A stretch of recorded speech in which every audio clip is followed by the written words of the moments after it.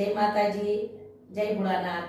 આજથી શરૂ થતા પવિત્ર શ્રાવણ માસના અનેક વાલા ભક્તોને, અનેક જીવાત્માને આધ્યાત્મિક સુખ, શાંતિ અને સમૃદ્ધિ અને સફળતા આપે તેવી દેવોના દેવ મહાદેવને હૃદયપૂર્વક આરાધના કરું છું। આ વર્ષે શ્રાવણ માસ અતિ ઉત્તમ છે, જે સોમવારથી શરૂઆત થાય છે અને સોમવારથી જ પૂર્ણ થાય છે।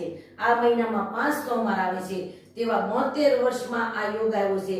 તો સૌ વાલા ભક્તોને હૃદયપૂર્વક આરાધના કરું છું અને ભોળાનાથને 2 શબ્દની અંદર વિનવું છું।